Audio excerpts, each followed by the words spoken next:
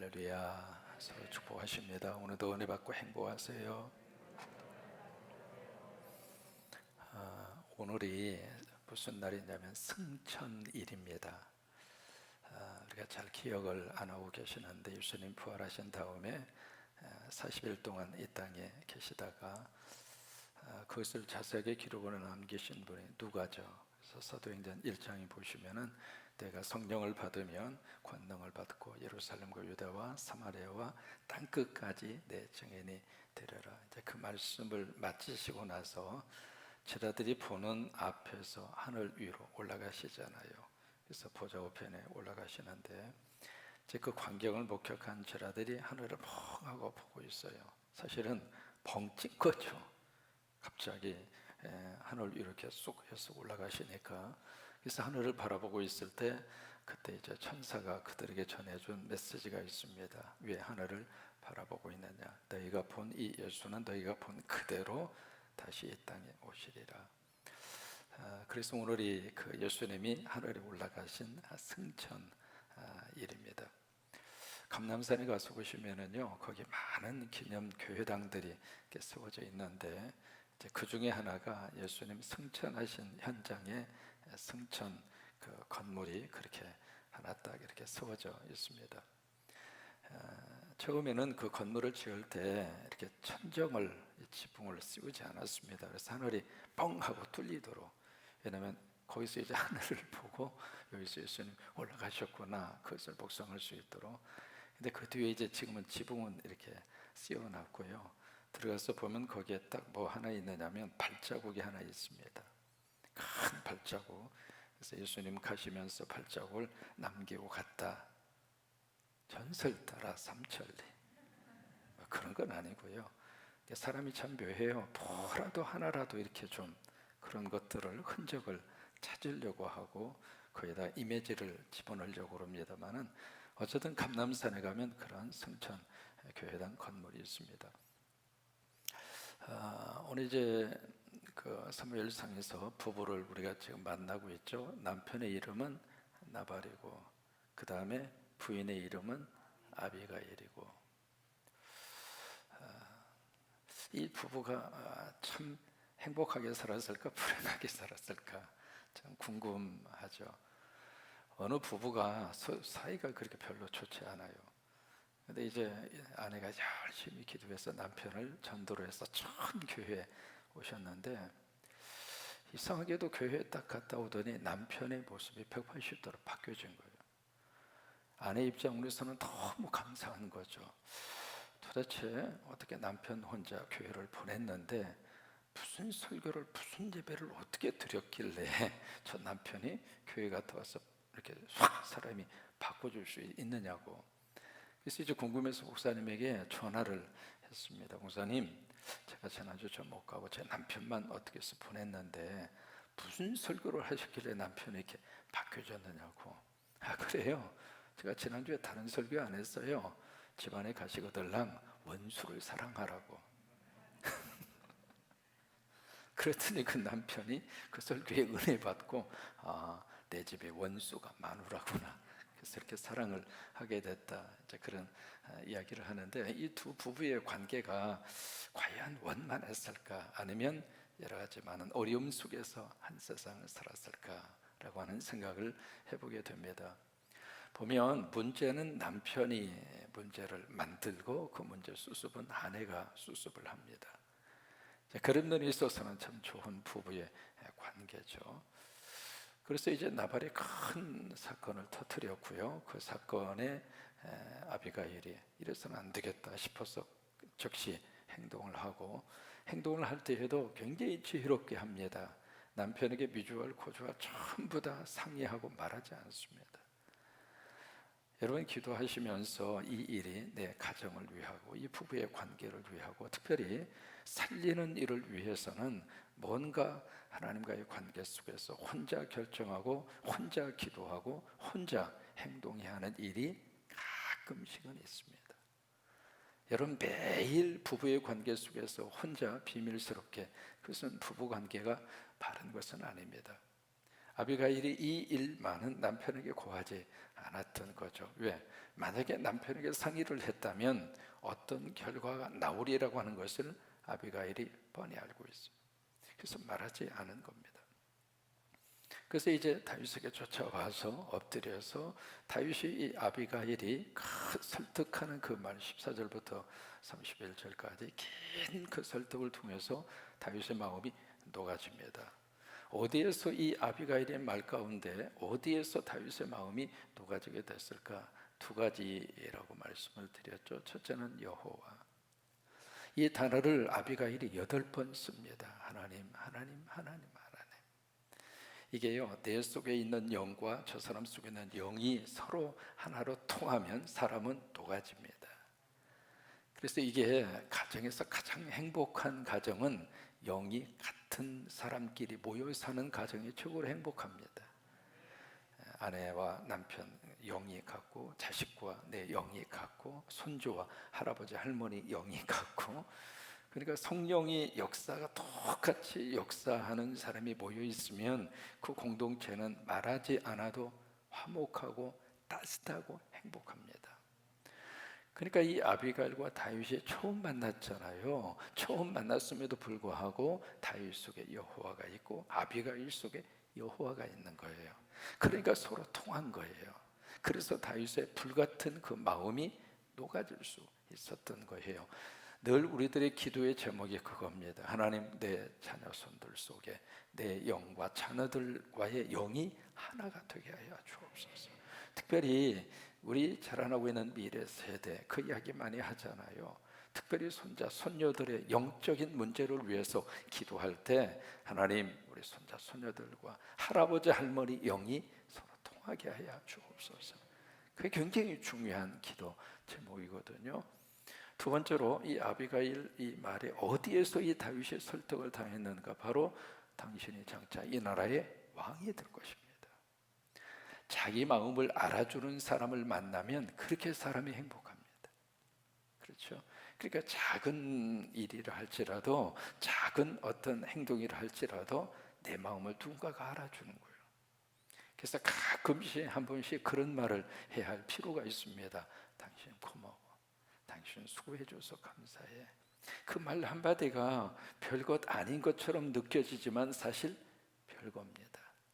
인간 관계는 큰 것이 이렇게 주어져서 유지가 되기도 하지만 사실은 그런 것보다는 아주 작지만 사소한 것이지만 지나가는 말처럼 보이는 그 말이지만 그것이 내 마음을 알아주고 그리고 나를 인정해주고 그러면서 이제 너무 깊은 관계에 행복함으로 이어질 수 있잖아요. 이 다윗도 마찬가지입니다. 지금까지 다윗을 향해서 당신이 이 나라의 왕이 될 것이요, 그렇게 공개적으로 선포하고 인정해 준 사람은 사무엘 딱 한 사람이에요. 그런데 아비가일이 이 상황 속에서 당신은 왕이 될 사람이에요. 그 말에 다윗의 마음이 녹아집니다. 그러고 나서 다윗이 아비가일에게 지금 뭐라고 이야기하고 있는가? 32절입니다. 여기서 이제 다윗의 마음이 변화가 일어나면서 무슨 말을 하고 있느냐면 32절 아비가일에게 말합니다. 오늘 너를 보내서 나를 영접하게 하신 누구? 이스라엘의 하나님 여호와를 어떻게 해요? 지금 아비가일을 누가 보내는가? 하나님이 보내셨다고 하는 거예요. 여러분, 이게 참 신앙 믿음 생활하면서 우리들에게 꼭 필요한, 나를 중심으로 일어나는 모든 사건을 바라보는 시각입니다. 그냥 어떻게 하다 보니까 우연히 이 일이 벌어졌다 그래서 생각하고 지나가면 그냥 지나가는 거예요. 근데 다윗은 이 일은 하나님이 역사하셨다. 당신을 나에게 보내신 분은 하나님이시다. 그러니까 똑같은 사건이라 할지라도 그 사건을 신앙적으로 해석해내는 사람은 그 사건 속에 매몰되지 않습니다. 근데 그게 그런 해석이 없으면은 내가 만난 일이 있잖아요. 내가 지금 당하고 있는 그 현실과 문제 속에 내가 매몰됩니다. 그러면 그 속에서 스트레스 속에서 사람이 살아요. 어떤 일을 만나더라도 그 일이 이해가 되고 해석이 되면 그 일로부터 내가 빠져나올 수 있습니다. 빠져나오면 그 일을 처리할 수 있는 아이디어도 생깁니다. 근데 그 일 속에 파묻혀져 있으면은 늘 그 생각이 머릿속에서 떠나지 않습니다. 그러면 그 일 때문에 마음도 더 상하고 더 힘도 덜 들고 그리고 해결의 방법도 없고 그래요.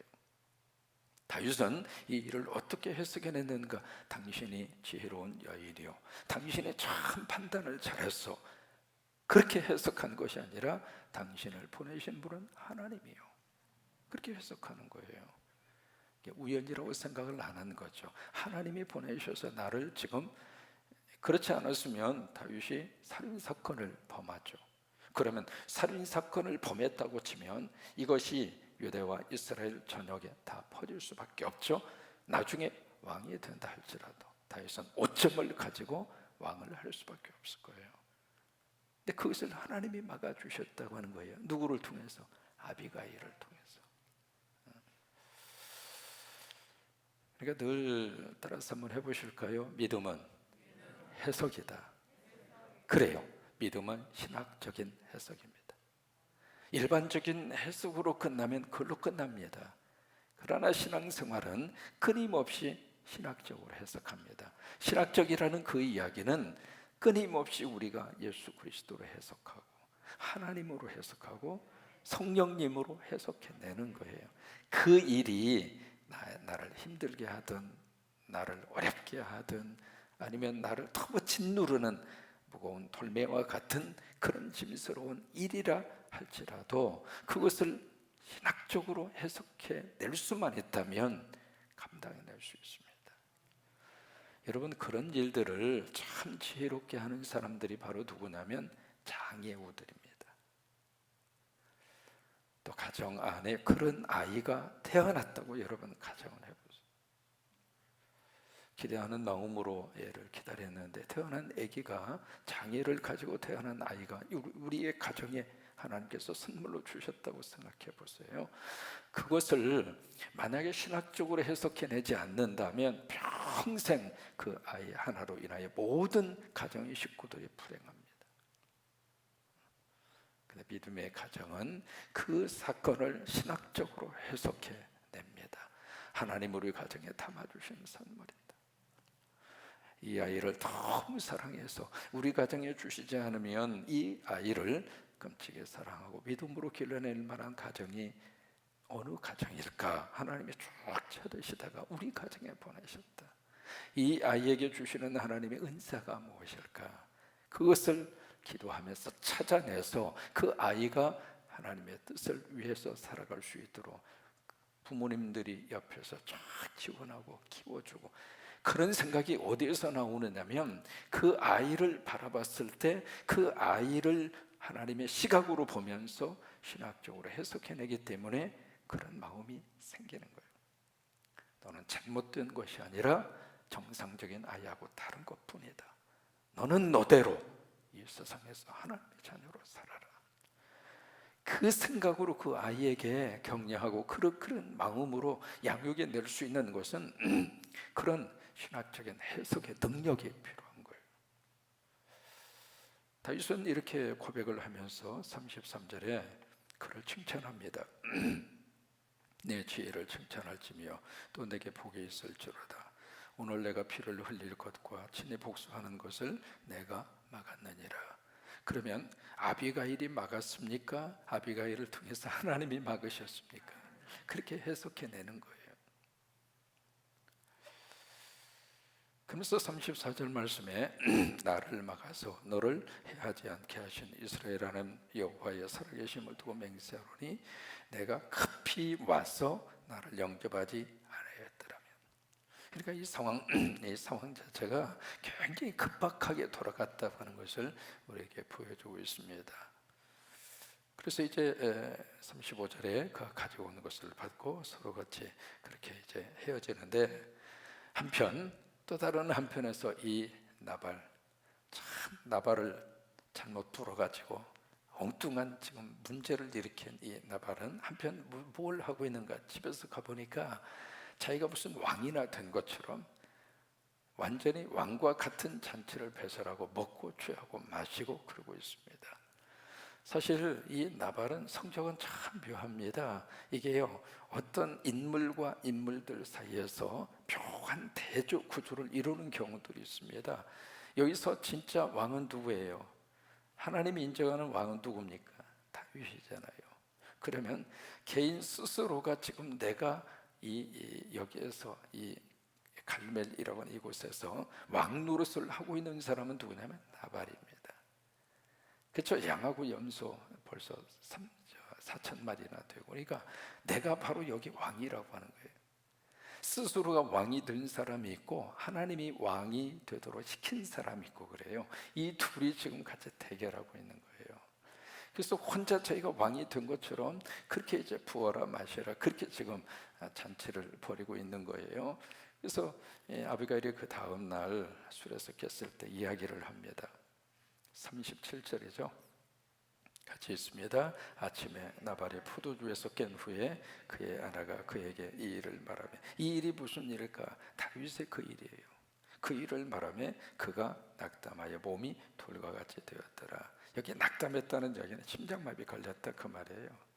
심장마비에 걸려서 완전히 몸이 돌멩이처럼 굳어졌는데 열흘 후에 결국 나발이 죽습니다. 성경은 어떻게 기록하는가? 그냥 병들어서 죽었다 그렇게 표현하지 않았습니다. 누가 쳤다?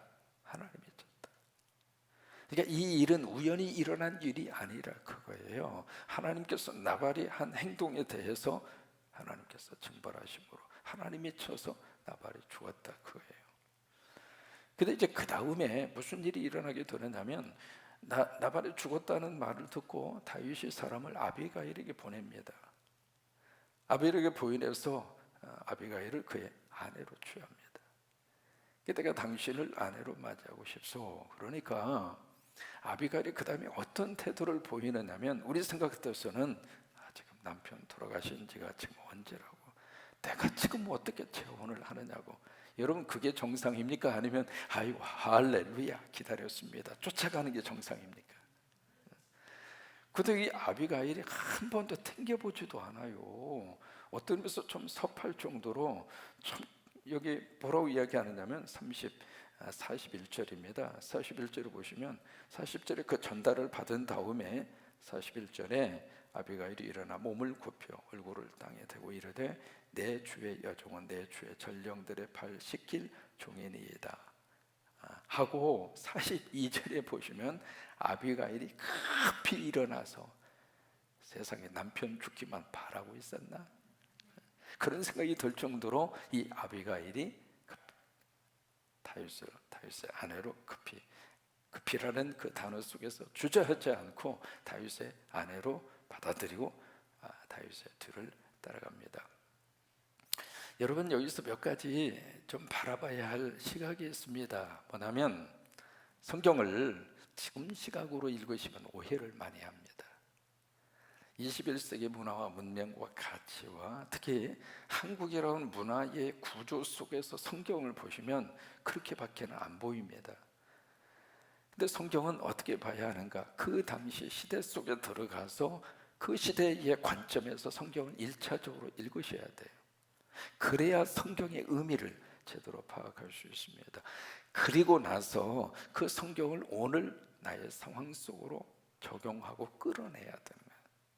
그래야 하나님의 말씀이 살아있는 거죠. 그러니까 그 두 가지의 해석의 관점이 꼭 우리에게 필요한 거거든요. 여러분 벌써 이 말씀이 기록일 그 당시 벌써 시대적으로 벌써 몇천 년 전입니까? 그 당시에는 무슨 일이 있느냐면 여자가 만약에 결혼을 했다가 남편이 세상을 떠나잖아요. 그래서 여자 혼자 있잖아요. 그러면 살 수 있는 길이 없습니다. 주라는 말이나 마찬가지. 조선시대만 하더라도요, 만약에 남편이 세상을 먼저 떠나면 여인은 어떻게 살아요? 평생을 주인으로 삽니다. 벌써 100여 년, 150년 전만 해도 그랬는데 성서시대는 오죽하겠어요. 그러니까 여성 혼자서 남편 없이 살아갈 수 있는 길이 없습니다. 결국 죽는 일밖에 없는 거예요. 그러다 보니까 벌써 지금도요, 인도라고 하는 어느 한 지역에서는 남편이 죽죠? 그러면 부인을 함께 묻어버립니다. 당신은 살았으나 죽은 목숨이요. 그게 지금도 이루어지는 바인데 이 당시에는 오죽하겠어요. 그러니까 여성을 살릴 수 있는 유일한 길은 누군가를 만나서 시집가야 돼요. 그거밖에는 살 수 있는 길이 없습니다. 그게 이제 여성들이 그 당시 사회적으로 가지고 있었던 여성들의 그런 삶의 자리였습니다. 여러분, 지금 태어나서 지금 어깨 펴고 살아갈 수 있다는 것이 참 행복하죠. 아멘도 안 하시는데 참 감사한 거죠. 특히 한국 사회에서는요, 지금 남녀 간의 이 관계가 뒤집어졌습니다. 사법고시를 보더라도 여성의 합격률이 남성을 훨씬 앞지릅니다. 이게요, 성적에서 게임이 안 되는 거예요. 여자분들이 그만큼 치고 올라가는 퍼센테이지가 굉장히 많이 올라갔습니다. 여러분, 초등학교나 학교에 가서 보시면 여자 교사의 비율이 훨씬 더 많습니다. 남자들 눈 씻고 쳐다봐도 없는 거예요. 임용고시를 보면 남자들은 떨어지고 여자만 막 합격이 되고, 그러다 보니까 이게 앞으로 여러분, 남자들 좀 봐주세요. 그렇게 부탁을 해야 할 정도로 지금 그렇게 격차가 많이 벌어졌거든요. 근데 그 당시에는 그런 상황이 절대로 아닙니다. 그래서 여러분, 초대교회 안에 교회가 한 일 가운데 참 너무나 좋은 일을 했어요. 그 중 하나가 바로 뭐냐면 과부들 교회가 돌봐준 거예요. 그러면서 여성들의 인권이 조금씩 올라갔습니다. 남자들에게 막 그렇게 막 억압을 당하고 비인간적인 대접을 받고, 그러면서도 죽는 듯이 살아야 했던 그 당시의 사람들이 과감하게 난 이렇게 살 수 없다. 나도 사람이다. 나도 인권이 있다. 어떻게 남성 절대주의의 그런 분위기 속에서 인간 이하의 대접을 받으면서 내가 이 사람을 남편으로 섬기면서 나 이렇게 평생 살아갈 수 없다. 나도 하나님의 자녀다. 그런 어떤 스스로의 인권의식을 느끼면서 거기에 저항을 하고, 그러면서 튀쳐 나온 여성들을 누가 받아줬는가? 교회가 받아준 거예요.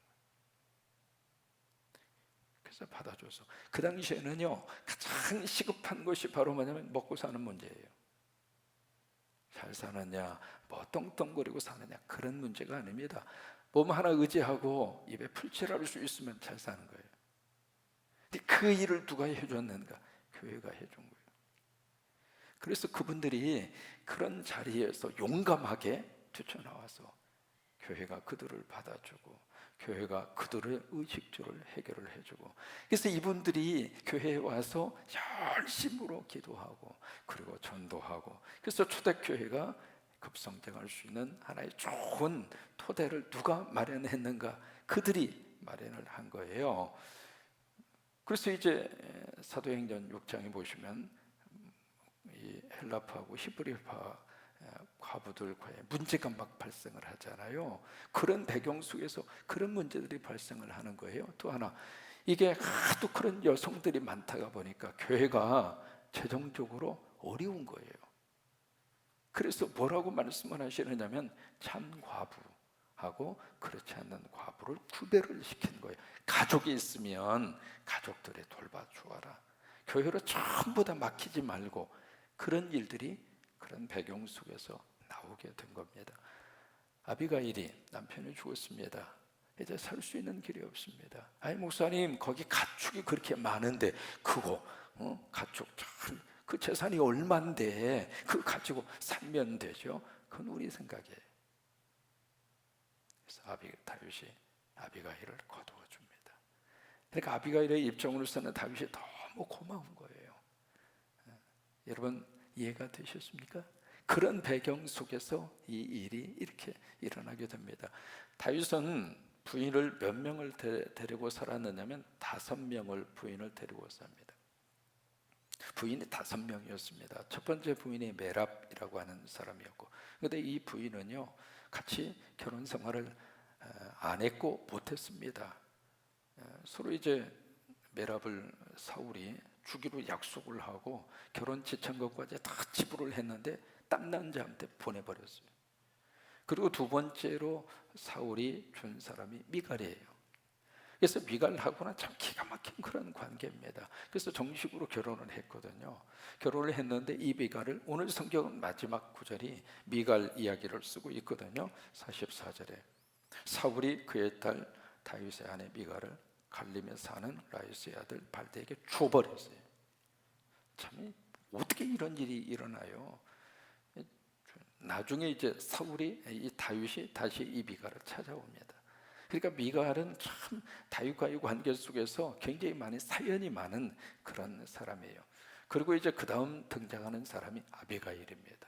그리고 네 번째 등장하는 사람이 아히노함이라고 하는, 여기 43절에 딱 한 번 나옵니다. 이 부인에 대해서는 별로 기록이 없어요. 그리고 마지막 다윗의 부인이 된 사람이 그 유명한 우리아의 아내 바세바입니다. 그래서 네 명의 부인과의 관계 속에서는 말도 많고 탈도 많고 별로 그렇게 관계가 원만하지 않았어요. 근데 딱 하나, 정말 믿음적인 신앙적인 아내가 누구냐면 아비가일입니다.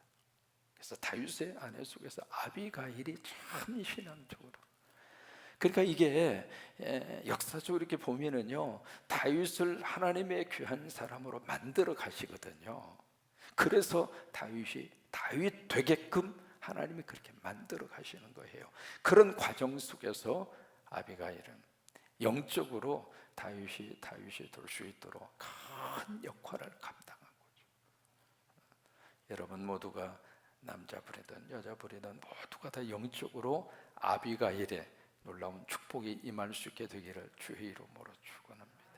그래서 이 과정에 들어가서 다윗이라고 하는 한 인물이 걸쭉한 하나님의 사람으로 잘 쓰임을 받도록 아비가일은 너무 귀한 일을 귀하게 감당을 합니다. 여러분들이 새벽의 영성의 자리가 바로 아비가일의 역할을 하는 자리입니다. 내 자녀들을 가슴으로 끌어안으면서 어느 곳에 있든지 내 사랑하는 후손들을 위해서 하나님 앞에 엎드려 기도하고, 그게 바로 아비가일이 되는 그런 일들이죠. 오늘 하루도 그런 복이 넘치기를 주의 이름으로 축원합니다.